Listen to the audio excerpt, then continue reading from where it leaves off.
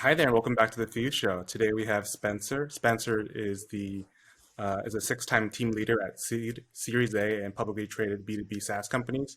He's carried out roles where he was central to growth, operations, and development during early stages. He's trusted and respected as an executive with over 20 years of experience defining and maintaining revenue strategies, architecting and integrating revenue streams, and designing and launching revenue-generating programs. Thanks for joining us on the show today, Spencer. Hey, David, thanks for having me.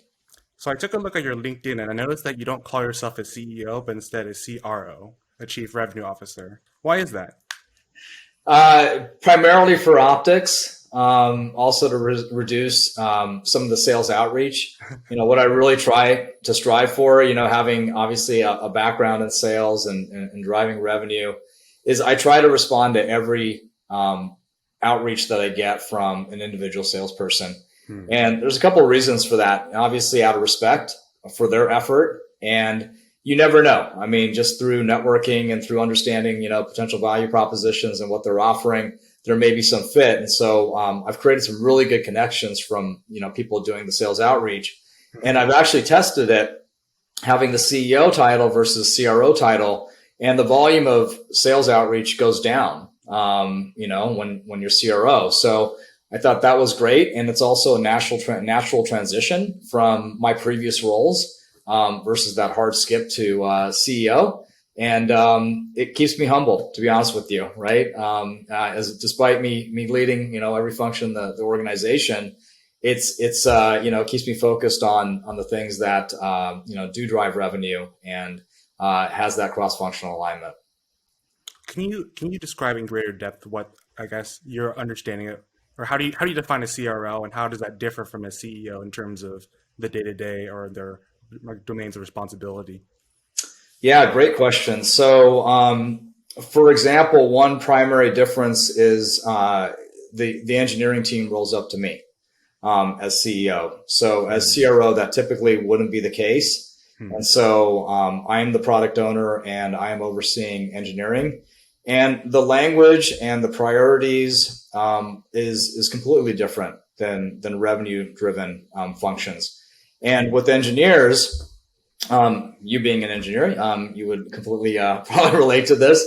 The tasks and the work items are very, very different than driving a campaign or building a go-to-market strategy, even engaging with customers. And so that whole framework of releases and epics and, getting the user stories down to drive, really, really good feature requests, all of that whole workflow is so different. So that's one part that's different from a CEO perspective to a CRO perspective. The other big example is fundraising. We're going for our seed round right now in the neighborhood of $1 to $2 million. And we've had dozens and dozens of conversations with prospective investors, from accredited investors and angels to VCs. And so that whole, management of those relationships and conversations, and also looking at the finance aspect of it and managing cash flow, is quite different than a CRO role.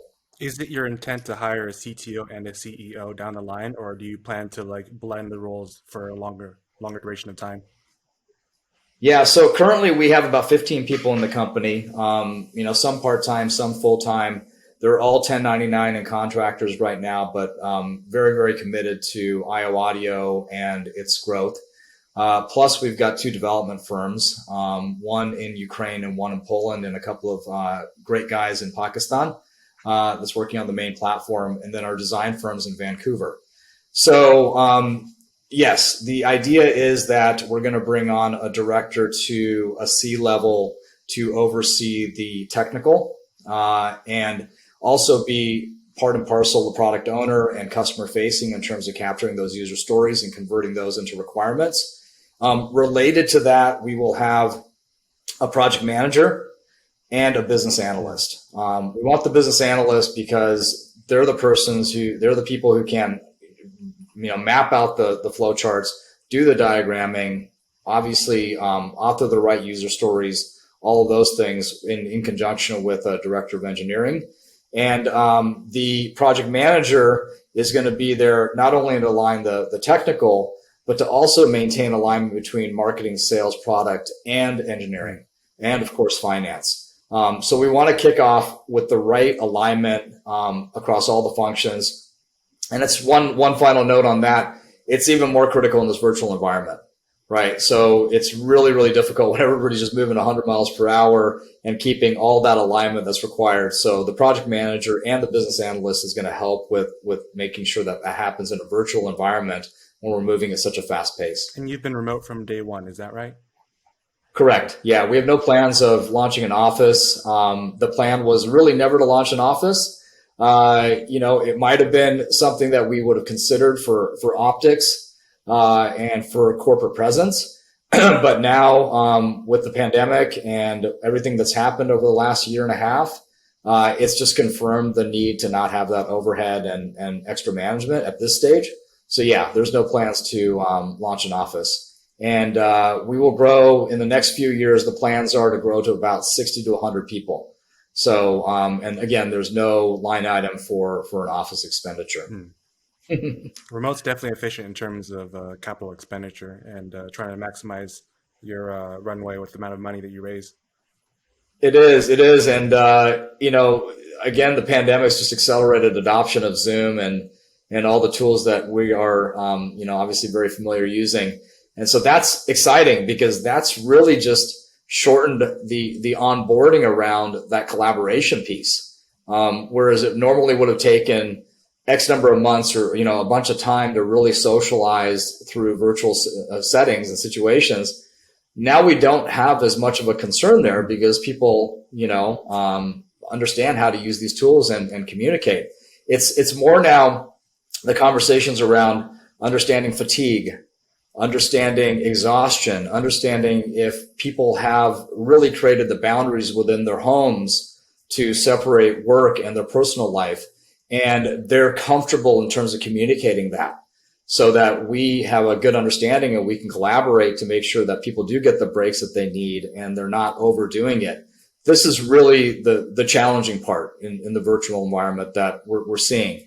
And that can be very costly. I mean, that could actually affect production timelines. It's done that. It's been somewhat of a downside, where people keep going. They're very passionate. They want to work. They want to please everybody. But then we start realizing that there's some sort of degradation in work quality, or the response times, or completion times aren't being met.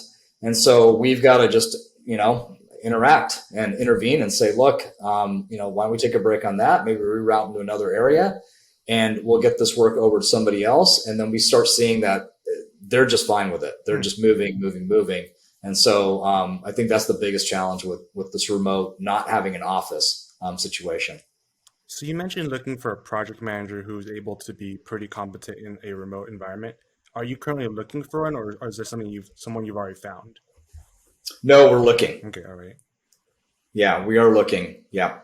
The reason I ask is because I've worked with a number of project managers when I was at Uber, and I think they are the type of people who love in person the most, just because cross domain collaboration is easiest when you can literally just walk to someone's desk and be like, hey, this person is is dependent on you for like X, Y, and Z. Like, what's the status on that? Versus sending an email and not being sure of when you'll get an answer. That's right. That's something you're afraid of? Yeah, 100%. It's I guess it's not necessarily afraid, of course, but it's a major consideration that has this project manager operated in a virtual environment before, and can they facilitate this cross-functional collaboration and do this in a way that they don't have visibility to all the side conversations. This actually requires the executive team and the people that the project manager is relying on to over communicate the current situation.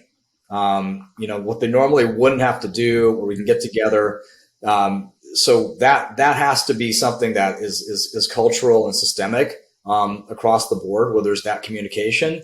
Also, the frequency of daily check-ins, for example, communicating on Slack. We use ClickUp as far as our task and project management platform. Making sure that we're maintaining good response times and there's details and specifics. One other factor is that this person cannot be shy. This is a big thing. And so if you get somebody who is very specific, they are, very clear as far as the intent of the conversation and what they're trying to get out of it. And even, creating that line of demarcation that, hey, this is more of a social conversation. This is just more of a get to know you kind of stuff. Because people, as you know, being in a remote environment, they're always questioning, some of the motives for the communication. Where did this question come from? Why is that, being asked now? What's the timing of this really? Did I do something wrong? Or all of those things start kind of percolating through your head. And there's this residual kind of accumulation of all that energy. Mm-hmm. And then eventually it creates paranoia. It creates, this kind of confined thing is that, am I tackling all this stuff properly? The communication. So that's a big part. When we are interviewing these project managers, we want to see that they have the maturity, they have the skill set, they have the experience that can operate in these kind of, blinder environments, right? Where you can't see everything and you still need to accomplish everything. So, that's just a couple of challenges that we're trying to overcome and make sure that we address. I imagine COVID forces a lot of people who are otherwise extroverts to spend a lot of time, I guess, just with the quote unquote like roommate upstairs in their head because there's not a lot of people around them. Is that a problem that you personally face, or do you feel like you're able to like balance the voice in your head, like all those like secondary thoughts that come when due to lack of context in virtual communication? Well, it's interesting. I mean, I've been virtual most of my career, and I've had, lots of office jobs too. So I've had a hybrid, and then I've spent a lot of time traveling. So, and we had an office at WeWork, and we've had co-sharing spaces. And so I've been through a lot of these environments, and it's, you end up becoming what I find, you become very, very polite. Like there's a tremendous amount of etiquette and politeness where when you're in an in-person situation, you could be a little bit more direct. Right. And so that can kind of cloud things because, again, the person's just reading some message in Slack and they don't fully understand the context of it.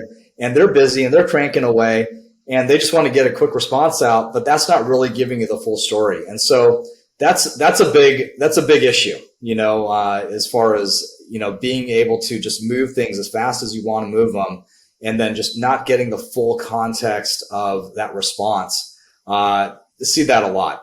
But this is something that we actually do at ioAudio. We try to coach through this. We actually have conversations around this, that it's okay. For the engineers, it's especially important. They're typically shyer. They're quieter, right? They're more introverted and that's great. And that's fantastic.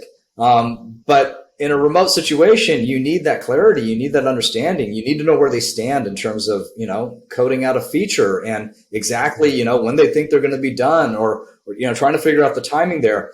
And even asking a direct question like that, as is very difficult to answer. Like you don't know how long sometimes it's going to take to code out a feature and get it into staging. You just don't know. And you can't give that visibility, but it's hard to manage a business that way. Right? Without knowing when these timelines are going to end. And then you add in the polite factor and the respect and authority versus all of that. And you've really got to train through this. It's really got to be a conscious effort that this is okay, to communicate and be direct. And this is the kind of culture we want to enforce and build. And it takes time for some of the new people to figure that out. But once they're in the rhythm, then they've got it. Right? And then we also finally just encourage, ask about people's families, ask about their life, ask about what they did last Friday night. It's okay. You can do that. Don't be shy about that. Get to know who you're working with. It's perfectly fine. So one of the things I like to do is to use voice and video whenever possible, just because I don't know how they measure this, but apparently 90% of communication is not what you say, but how you say it. And I think that's right. You lose that 90% when you're sending a Slack message. No one knows the tone. Sarcasm is really hard to tell, even when you're talking about like casual jokes, it's really hard to tell when there's like someone. It's hard to tell how serious they are, and you So have to true. figure out, okay, how do I balance that with my more traditional forms of communication, i.e., like in person, in office, like, hey, tap someone on the shoulder and tell them something. Yes, yeah, absolutely. A big part of what we do is we do subcontract a lot of things. It could be on the demand gen side, of course, engineering, as we mentioned. There's all sorts of subcontract relations. And so in a lot of situations, we may not have direct contact with the person who's actually producing the work item, because there might be a layer of project management or some other level that we're interacting with, and then the work's getting delegated within their organizations. And so what we try to do as much as possible is just recording a loom. Just record what we're seeing in terms of, and provide the feedback. And that has helped so much in terms of just accelerating. Oh, who's asking for this? Oh, that's what they sound like. Great. And then it's so easy to clarify anything that you want to clarify and then just respond back. So that's made a huge difference. And these tools are so easy to use now. Loom, ClickUp's got a video recorder in there now. I mean, there's all sorts of, great tools like that. So we try to do that as much as possible. So when you're hiring for engineers, do you look for the ability to communicate off the bat, or is that something you prefer to coach after the fact? Oh, that's a great question. That's a really good question, David. I would say a combination of both. This is me talking in terms of hiring, right? And looking at, is the talent an appropriate fit? Is it something that we can groom? How important is it to have that cultural fit right off the bat? All of that kind of stuff. And no matter how many interviews you go through, how many demos or trial situations, all of that kind of stuff, it still may result in not the best hiring decision. Right. You could do a lot of front end work, reference checks, all that kind of stuff, and you can still see that, okay, maybe this person, wasn't the right fit. What I like to do is give people as much opportunity to improve, to educate themselves, to get spun up, all of that kind of stuff. Mm-hmm. Because at the end of the day, we're hiring good people. Like, these are really just good people. I mean, they care about their families. They care about their community. They've worked hard in their career, and they're up for the challenge of what we're trying to build in terms of everything at ioAudio. So that's okay. I mean, if they don't know everything and they just, again, haven't really hit it off right off the bat, that's fine. I've moved people around. I've moved engineers. I'm like, you're too slow on this thing. Let's get you into mobile. Let's just, move you over here and start working on that. And you see the reciprocation on that is huge. Like, you end up building this tremendous amount of loyalty and connection with people that typically might have been let go. It's just like, this is not going to work out. Right. But they're so grateful, right, for that second chance and that opportunity. And just the observation of, like, this might be an uncomfortable situation where it's not working out in the specific scope, but you don't throw out the baby with the bathwater. You say, look, they're still good people. And this is in a startup environment, it's very tough to do. If you're a big company with 50,000 people, sure. You can reallocate the resources and all of that. But in a small company where everybody matters and, the work products are really, really critical to moving timelines forward and requests, it's a little harder to do. So, but we're doing it. And that's, I think, it's produced a lot of loyalty and a lot of goodwill to our brand, and the company, and to the point where they're referring people, even customers, and they're opening, they trust the environment, and it's a little bit more safe. Again, back to the virtual thing, it really reinforces, the commitment in a virtual situation to give people an additional opportunity and a chance. So yeah, that's one of the things that we do.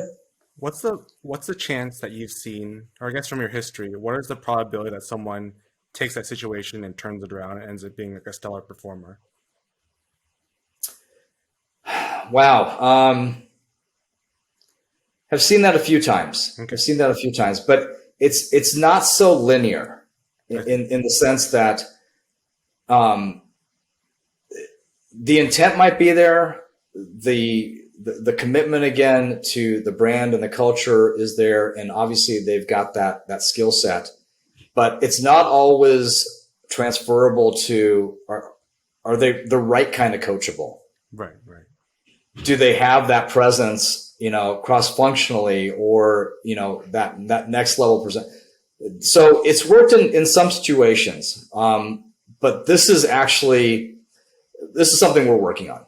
This is something that we're truly working on, is like, how do you onboard the second level, third level? So you've got, and that's one thing that I see just consistently across a lot of startups, is that there is no onboarding between the junior levels and the executive side.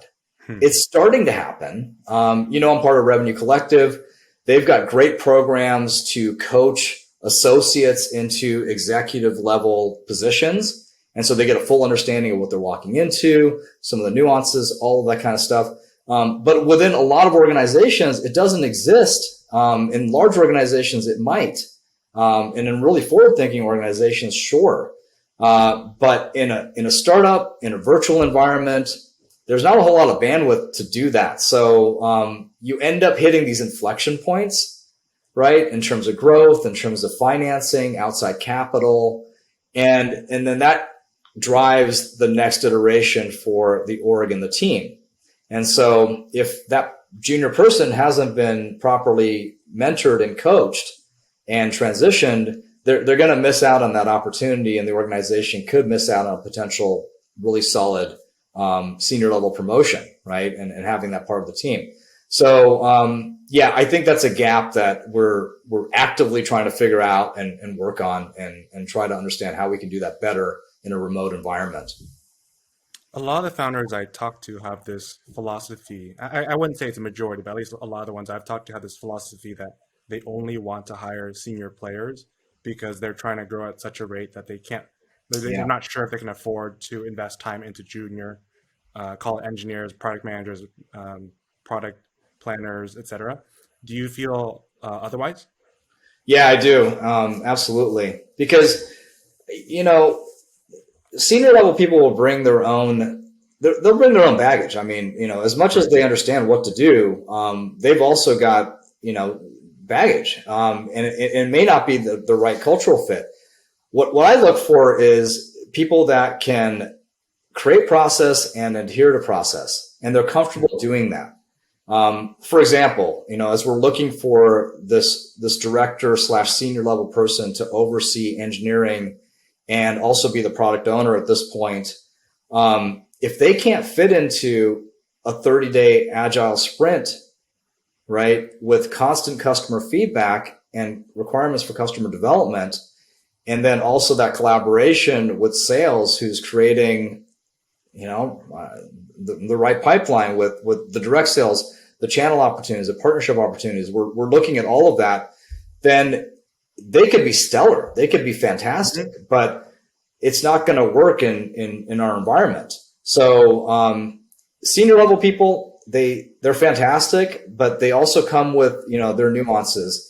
And, it goes beyond the cultural fit. It's got to be the right fit in terms of looking at collaborating and creating that new culture, those new systems and processes, all of that. So the junior people, it's amazing. I mean, they're hungry.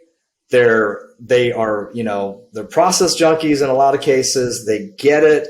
They step up to the plate. They're eager to just grow and learn and all of that. The downside is that, if they don't have the experience that the senior level people have, then they need to be told and guided a lot, in terms of what to do. So there's trade-offs. Nobody's perfect, including myself, right? It's like we're all learning as we build. So it just varies. So in the bio I started off the show with, it mentions that you've been a 6-time team leader. Yeah. What have you learned across all those interactions that you're really glad for today? Wow, that's another great question, David. What first comes to mind is that the rate of change that's happening right now is immense. Hmm. I'm a little older. I'm just going to say a little older, but I'm older. And when I first started in sales, Act had just come out. Okay, so this was a CRM, and it was server based, and you had to log in via your big old laptop or computer, and that's where you recorded your sales activity. And in the trunk of your car, because I was in field sales, I had a stack of Thomas Brother map guides, and I would go in there and I would highlight my sales route. If I had 3 appointments, I'd have to do that. And then a few years later, mobile came out. And a few years later, the internet really took off. And a few years later, we had social. And now we've got maps, and it's easy, to do all that. You can just easily plan out your route, all of that. So there's been a massive change from when we first started to where we are now. And it's been really interesting to see how different cohorts of employees and groups that come in, they are fully integrated with the technology, fully integrated with the processes. It's almost second nature, right? And so you've got a bit of the older people, and not legacy, but I mean kind of the legacy thinking, and everybody's highly successful and effective, and everything is fine. Now you've got this full flourishing of tools that's been incorporated. So I guess the biggest observation through all these roles is that adaptation to change, adaptation to technology, understanding why processes are important, understanding why the data is important in terms of improving productivity and driving effectiveness. That's the biggest thing I've seen, because in the beginning, you just didn't have to do all this stuff, right? And now you do. And so I think that's one of the biggest observations I've seen, is that change management and that adaptation to the technology piece has been really interesting to observe. What about lessons that you've carried from those experiences into ioAudio? Yeah, so build lean, okay, meaning that build as much as you need to build to be effective for let's say 90 days to about 6 months out. Automate as much as possible. Look at building processes again for that 3 to 6 month cycle, because things will change, but make sure you do have those solid processes in place.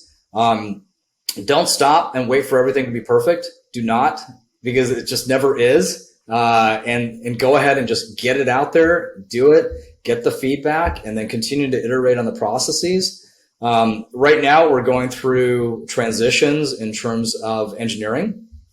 And so we've had to adopt more processes to track really detailed specs, and making sure that things are going through the right processes all the way through staging and QA. We have to go through all that right now, but that's things will become a mess.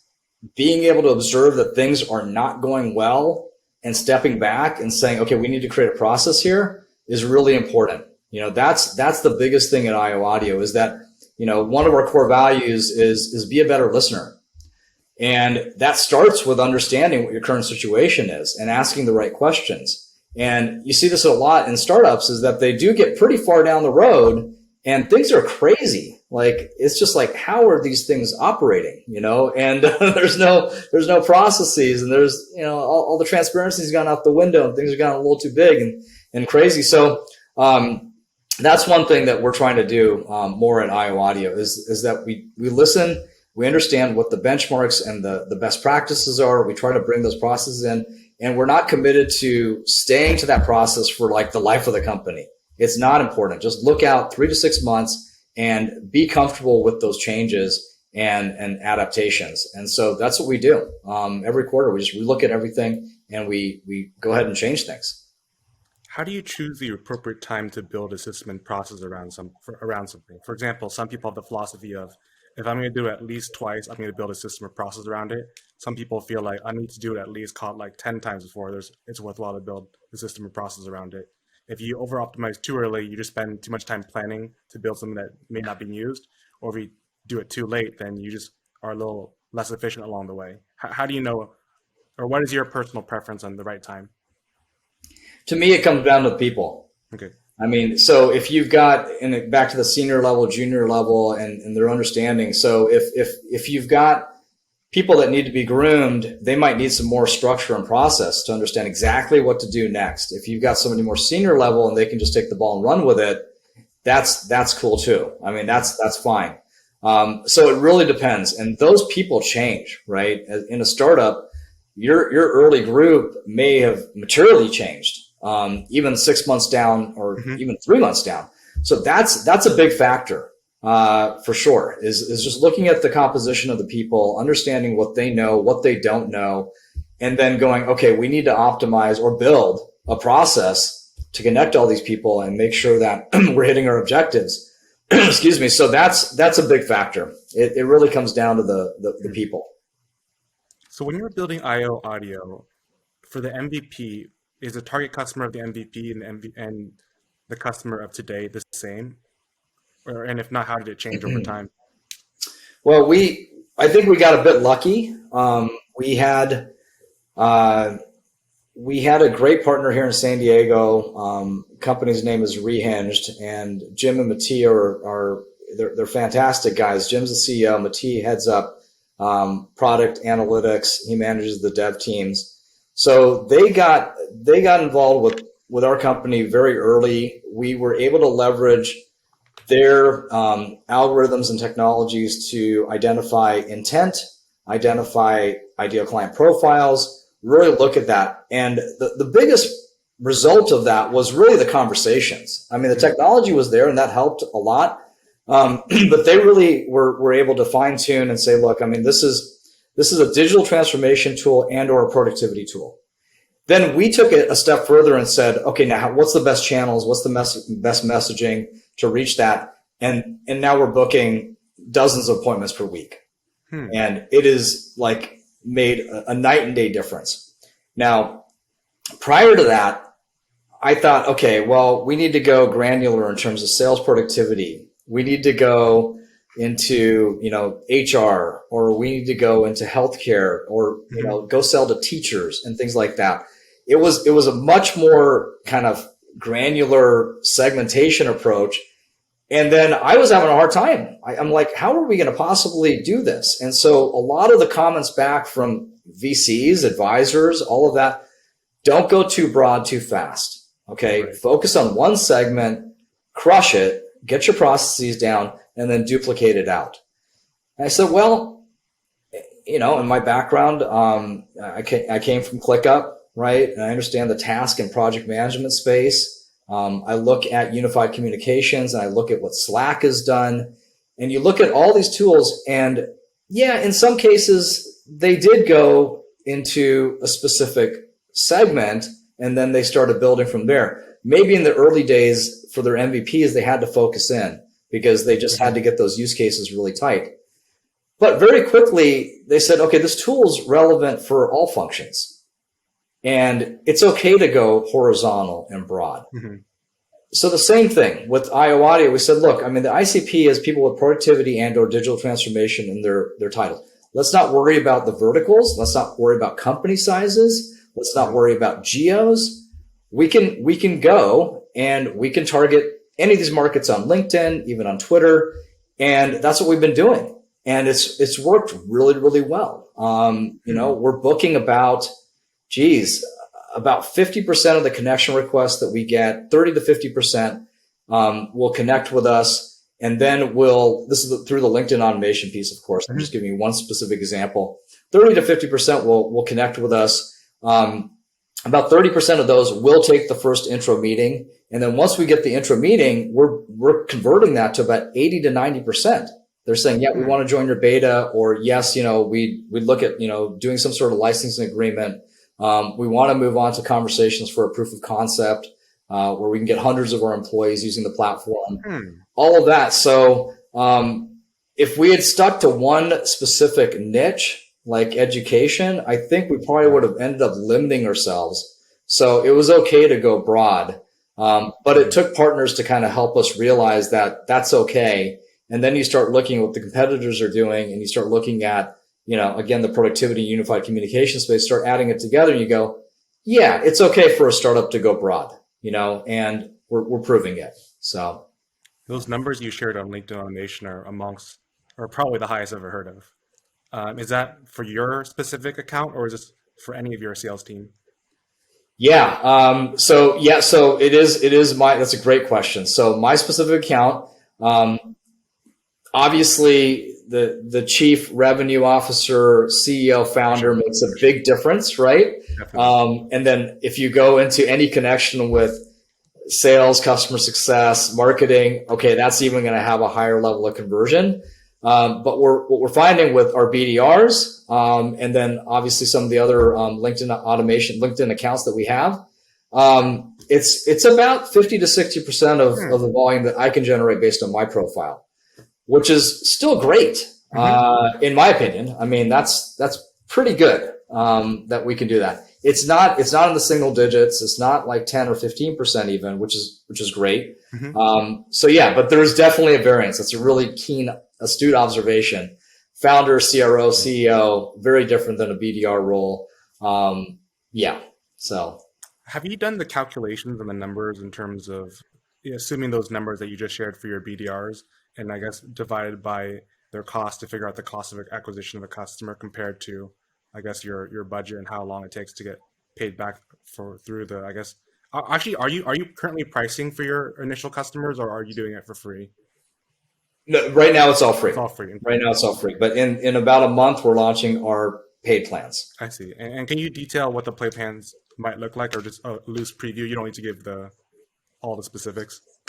Yeah, no, I don't mind. All about transparency. And I figure by the time the competitors want to catch up, I mean, there's a whole lot of adjustments they'd have to make. So sure. It's all good. It's all good.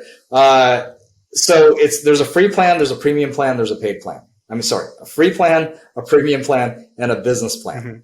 And so the free plan is capped out based on the number of threads somebody can create. And I'm happy to, again, explain our platform and what we do for the audience. And then the premium plan has unlimited number of threads and some more advanced integrations. And then the business plan is, again, unlimited downloads, more integrations, a higher level of support. So those are some of the big differences, but it's based on the number of conversions that you can do in the platform. And that comes back to the amount of threads that you can create. So you want me to clarify that a little bit? Yeah, go ahead. I think I understand since I've taken a look at your website, but go ahead for our audience. Sure. So a quick backgrounder on ioAudio. We focus on the individual's content and converting that into streaming audio experiences. And one of the big differences that we focus on is that in a lot of text-to-speech solutions, you have a widget, for example, in your Word document or an extension in Chrome, and it focuses on a single document or a web page. What we're enabling is almost a podcast-style creation where you can input different pieces of content. It could be a Word document. It could be a URL to a web page. You can copy and paste a piece of text. You can bring in your email from your inbox, and you could have that all be part of one thread. What our system will do is that it will not only cleanse all that content, it'll take away junk text not relevant to the listening experience, but it'll also append all those pieces of content. And then we'll convert it to one file. And that one file gets converted to the streaming audio experience. So you could have 8 pieces of different content. It could be, let's say, 50 different pages. We cleanse it, we connect it all together, and then you could have 40 minutes of listening to that content and right through the player within our platform. So that's what we do. So when I say thread, that means on the free plan, you're capped out at creating 10 of these threads. And then on the premium plan, it's unlimited threads. On the business plan, it's unlimited threads. The premium plan, you have the download functionality. In the business plan, for example, you could do the Slack integration. We've got an integration to Slack, and then more integrations there. So yeah, that's some of the big differences. And since you're going with a freemium model, what percentage of users in the free plan do you anticipate to upgrade either to the business or the pro plan? 15%. Okay. Do you have a clear split between Pro and Business, or do you not? Not yet. Not yet. We're just looking at the paid plan, the free to paid plan conversion. We're averaging it out at $10 in MRR, $10 per user on the paid plan in MRR. So we've gone conservative. Our premium plan is $15. Our business plan is $25. So we went really, really conservative because we don't have the metrics yet. We don't have the history yet. But yeah, that's what we're basing it off of. One of the challenges of lower cost SaaS business models, you have to go for large organizations. For example, I think ClickUp is I think it's $3 to $5 somewhere in that range for their entry point of price point. And it doesn't really make sense for someone to try to sell you that if you're an individual user or a single person startup. How do you choose the right company size to go after? Because if your message resonates with specific people, but all these people are in call it sub 10 person companies, even if those businesses converted at a high rate, it's still a lot of work for not a lot of MRR. How do you choose to go in terms of the appropriate size? Yeah, that's a great question. So there's two sides to it. So we've got a hybrid model between B2C and B2B. So B2C will be primarily driven through organic, through content and social, right? And then of course the network effect and viral loops. So that's going to create that B2C environment. Of course, their support level will be a bit different. I think the response times will be the same. It's all good. I mean, they're still going to get very well supported. They can still do feature requests. We'll still be transparent as far as when those features will be implemented or not implemented. All of the same things that a business would expect. So there is that side of it. On the B2B side, it's a bit different because what we're looking at are more complex sales cycles, things that will require customized APIs, because now we're entering into a situation where a company may want to pump thousands of documents through our APIs, have it automatically cleansed, and then enable it in audio format so that people can now listen to their content as an alternate to reading. So that whole sales cycle is just quite different. And then the licensing and pricing and customization around that, all of that's going to be, quite different. So we've got lead generation going on, and then we've got traffic generation to the site. One of the things that is really exciting that, again, I mean, huge thanks to all the companies that have done this before, like ClickUp and Asana and Slack and all those guys, is that they almost were implemented in a lot of larger organizations in a rogue way. Meaning there could be a head of marketing at a large organization that says, I need to organize my resources and tasks and campaigns and everything, assets, all that in a much better way. And SharePoint's not working, or a Google Sheet's not enough. And so, wow, okay, there's this cool thing called ClickUp or Asana, and I'm just going to go ahead and subscribe to that.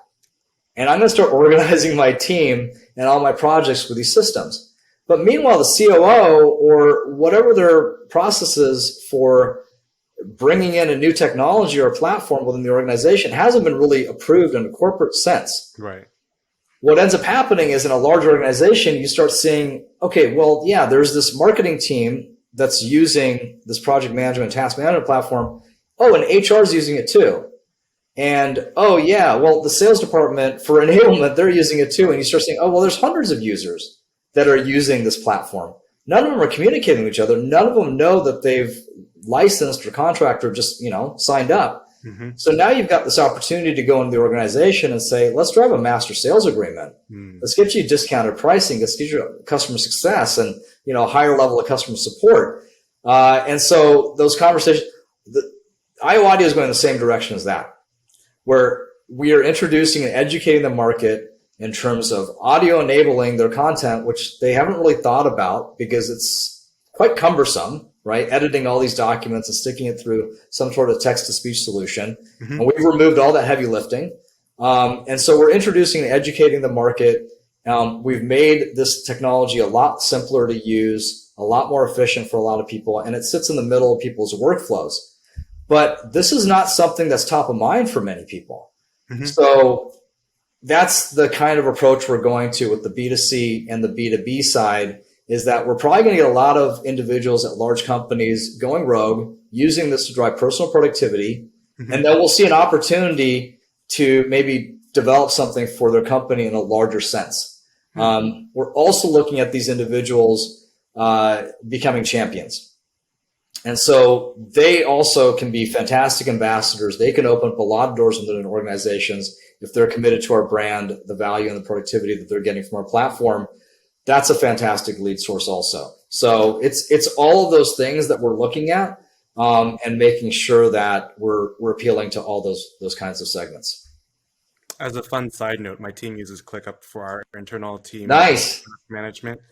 And I've got to say, the free tier is almost too good. There's too many things you can do with the free tier. It's probably one of the best free platforms I have seen. And you're right, that does convert me to become an evangelist of some sort, where I think it is so much better than all of its competitors at the $0 price point. Well, and that's a tricky situation. You know, when you're launching a sales team, right, that is focused on selling on value, not price. Right. And you've got a high degree of value at a very, very low cost, plus discount mechanisms, right? You can get discounts and free, all sorts of things. Well, as a salesperson, you're going, well, I'm trying to sell on value, and it's an interesting startup case, right? When you've got that free to paid, high value situation where a lot of these platforms have dozens and dozens and dozens of features, and people are using them maybe like 10% of the real feature set, but they're so robust that you don't need to necessarily get into, the enterprise plan or the premium plan. And so that becomes a really interesting conversation internally when you're trying to get larger multi-deal contracts, right? And it needs to go beyond some security posture or, these suite of integrations. There needs to be something additional, customer service, for example, right? That could be a whole different level. So yeah, it's interesting. Yeah. The whole free to paid conversion situation and value prop is really fascinating. Constantly, something that needs to be reviewed. So on the other hand, I have examples like Todoist. So I've been a Todoist user for probably about, as long as I can remember, probably like 7-8 years at this point, and it's only been this past year that I converted from a free user into a paid user. Okay. So that trail can be super, super long in terms of conversion. Yeah. It can be, yeah. And the business has still got to support the cost of goods, right? Because for that free plan, there's still costs associated with it. And I guess, yeah, that's the bit of advice for, people who haven't gone through pricing plans and discounting strategies and, that free to paid conversion process and just trying to figure out the value set. Do your homework there, because you're right. You're going to end up carrying the cost for those free users, or you might have to cancel them, right? Because it just doesn't make sense. And this happens a lot. You see this a lot. Like, people go again broader and they go, well, maybe the SMB market or the individual user might be a better place to go. And then they realize that, well, no, enterprises. So then you've got to migrate that whole cohort, out of that. And, that's just a lot of work, but you don't know everything. I mean, getting into it, you don't know. You just kind of make your decisions based on what you know. And of course, some benchmarks and other examples, but yeah. So in the case of ClickUp, in the case of Todoist, I imagine the cost associated per free user is effectively zero. The software is already written. The amount of disk storage is required is effectively so minuscule. We're talking just like a couple of short strings of text. Yeah. And that's really about it. Maybe a couple of I don't know, it depends on if they're structured or unstructured, but no matter what form of data, it's relatively small. But for ioAudio, there is computational power that is consumed by a given free user to do that conversion. Are you concerned that might happen to ioAudio, where people realize the free version might be all they need and it consumes a lot of company resources in terms of, I don't know if you're using AWS or Google Cloud or what? AWS, yeah. Okay, gotcha. Yeah. It is a concern. Costs are always a concern, right? And becoming efficient and optimizing around whatever the cost structure is today. But one thing that's happening, and we all know it's happening, is that the cost for all this stuff is coming down. I mean, just building an AI model 5 years ago, you needed a team of data scientists. You needed the massive data sets. You couldn't really leverage other people's data sets. But now, I mean, with AWS, it's not easy, but I mean, you can still create very, very effective AI models and NLP and ML models at a fraction of the cost of what it was. So the cost for this technology is coming down. And so as long as the feature set's relatively the same, then you can kind of see that the cost for the technology is going to go down. And then it becomes, okay, customer service, right? Or feature requests. How is that getting processed?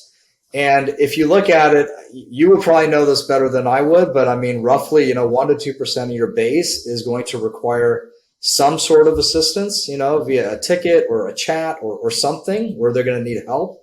And if your model is really operating well, then, 95 to 98%, it's just on autopilot. It's contributing free cash flow. It's great. So you kind of got to look at that aspect of it. And so, yeah, I mean, it's always something that I'm thinking about, of course. Yeah. Gotcha. Do you have a ballpark number in your head off of I guess total expenditure that like AWS and AWS related costs compose? Yeah. So on the free plan, I mean, our COGS are about 50 cents per user per month. Okay. On the paid plan, it's about $2 per user per month. Okay. So, obviously it's a SaaS business. The margins are going to be good. But then there's heavy expenditures in terms of marketing and eventually more in terms of sales. Obviously there's costs in terms of engineering and upkeep and maintaining all this stuff, as you know. So, the actual COGS itself, is relatively small. Yeah, I don't know what more I could really share on that, but yeah, I mean, that's always a concern, and something that, we want to look at. Actually, the other part to this is that, we're integrating with other technologies too outside of Amazon. So we've got a relationship with Microsoft, we've got a relationship with Google, we've got relationships with IBM, and they've all got great neural networks and text-to-speech technology in the back end. And they see a huge opportunity with us, as we do with them, in terms of we're introducing this whole new medium of content consumption around audio. And it is around that document editing piece and that upfront work that most of the work now is going to need to happen. So, yeah, I mean, that engineering piece is constantly being updated in terms of budget and requirements. And every day we're getting feedback from users in terms of their new feature requests. And of course that has to be prioritized and budgeted and allocated and all that stuff. So, yeah. Okay. So I like to generally split these interviews into two portions, or at least include two domains, both the professional as well as like the personal. So what would you say is the thing that motivates you to build ioAudio? Yeah, it's exciting. So our daughter, she's 6 years old, and she has just an incredible knack for spatial relationships, logic, putting very complex things together, and simplifying and focusing on the immediate thing. This is what we're observing with her, and it's fantastic. So one of the things that we do is play chess. And I always tell her, she's like, well, why do you want to build a business? And I just go get a job and work. And I'm like, okay. So I relate it back to her. I'm like, it's like playing chess, sweetie. You've got your pieces and this is it. And you've got your board and you've got to make the right decisions. It's going to impact everything. So to me, building a business is oftentimes like a chess game and just putting like a lot of complex pieces and moving parts together. And, that's what drives me, is that constant, change and, the challenge of putting all these pieces together, in an ever-growing technological landscape, people issues, all of that kind of stuff. It's just a lot of fun.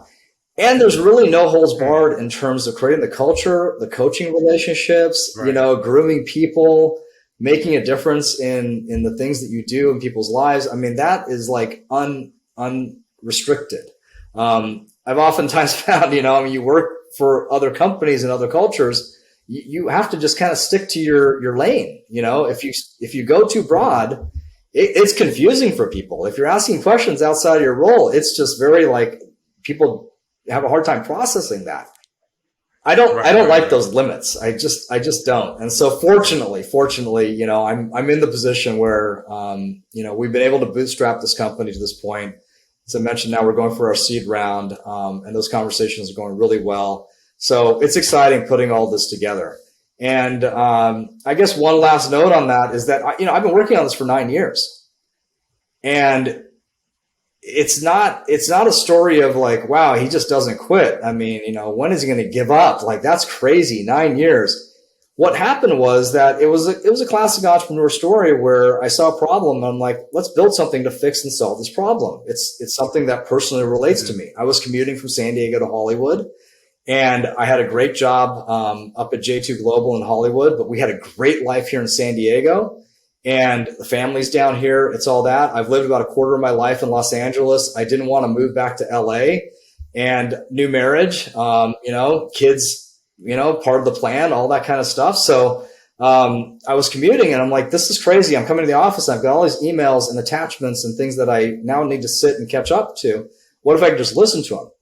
So that's what started about 9 years ago. I built an MVP, moonlighted, side hustle while I had the job, took it out to market and realized that this is really not going to be scalable because you have to have these documents going to an editor. We had a platform. They went to an editor and the editor would cleanse the document and then send it over to a narrator. Their narrator recorded at their home studio and then associate the MP3 file with the user's account. Like, this took 3 to 4 days, and this was over $1 a page.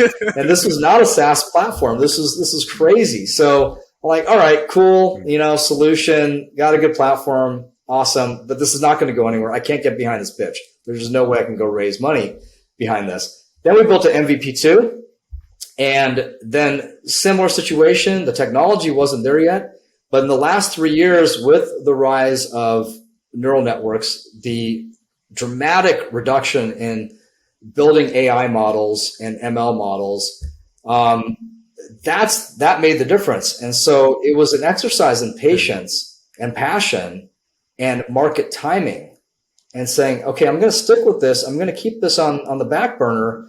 But now the technology's caught up with the vision. And cool, now let's build what we've got coming out, in our beta version, right?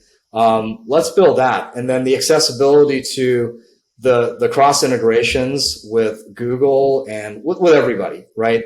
All of that is got way easier and a lot easier to do. So, that was the big lesson, 9 years, stay focused, just let the technology sometimes catch up with it. Customers too, like, they get it now.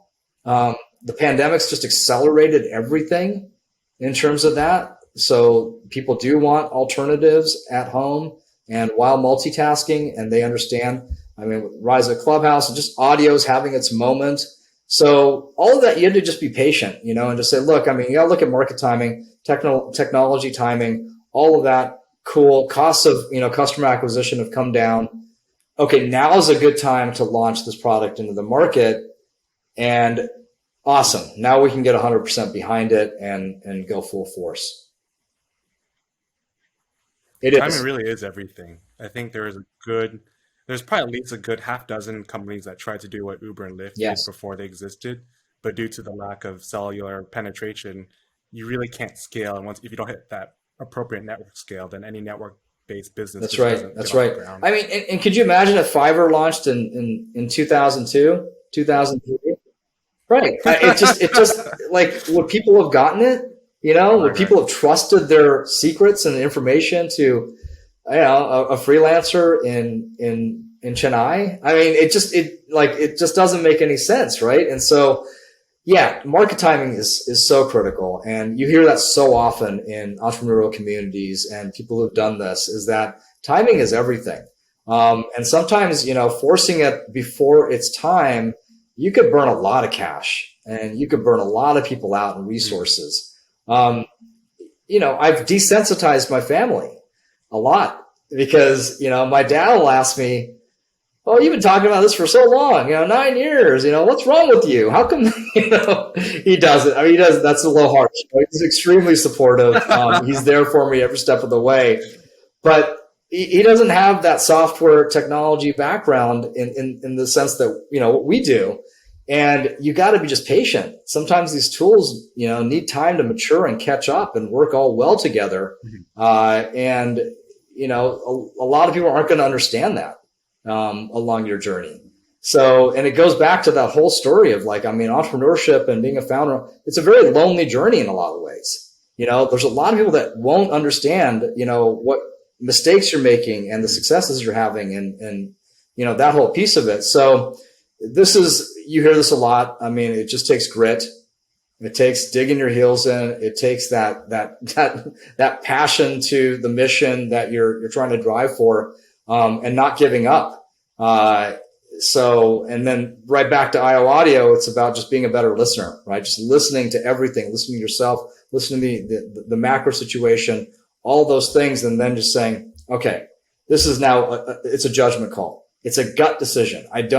There's no more data that I could possibly get that's going to help me drive a decision on this. So I got to bite the bullet and go for it and do it that way. So yeah, it's been an interesting 9-year journey. How'd you combat all the discouragement? I imagine it's impossible to not feel discouragement along that 9-year journey. Yeah. And 9 years is longer than most people invest into their businesses based on what I've talked to. People usually give up after 1, 2, maybe 3 years. Very few people hold on to it for that long. How'd you go against the voice that I imagine exists in your brain that says this isn't a good idea, the timing isn't right? How'd you get to overcome that voice?